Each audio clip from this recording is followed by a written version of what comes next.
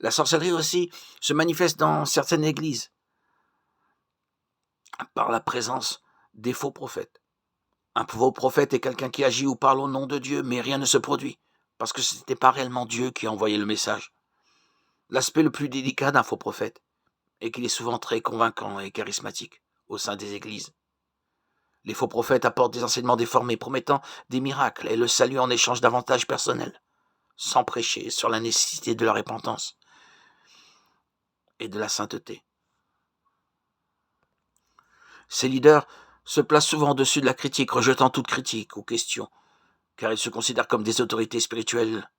Soyez donc très attentifs à ces leaders, car Jésus lui-même a dit que les faux prophètes viennent à se déguiser en brebis, mais sont intérieurement des loups voraces, et nous les connaîtrons à leurs fruits. Il est important de noter que le simple fait que quelqu'un révèle quelque chose qui se passe dans votre vie ne signifie pas que cette personne a été envoyée par Dieu. Beaucoup de gens sont utilisés par le diable avec le don de divination parce que l'ennemi est autour de nous et sait ce qui se passe. Mais cela n'a rien à voir avec la révélation du Saint-Esprit. Ces individus devinent ce que nous traversons, mais leurs paroles ne construisent rien de positif pour discerner si une révélation vient de Dieu. Examinez si la personne qui la transmet porte les fruits de l'Esprit tels que décrits dans Galates chapitre 5, verset 22. Bien que personne ne soit parfait, si le prophète manque d'amour et d'humilité pour reconnaître ses fautes, quelque chose ne va pas. Supposons que vous ne connaissiez pas cette personne et que vous n'ayez aucune information sur sa vie. Dans ce cas, ce que vous devriez faire est d'examiner la prophétie.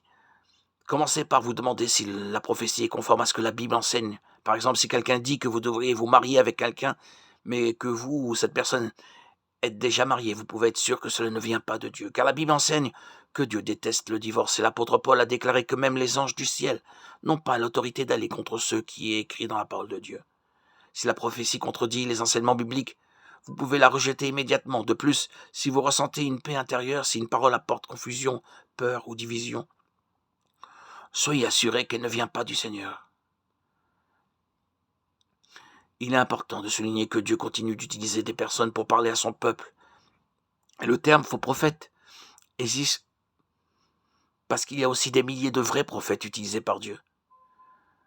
La différence entre les deux réside dans leur message. Le vrai prophète se concentre toujours sur la direction du cœur des gens vers Jésus et la liberté qu'il a accomplie sur la croix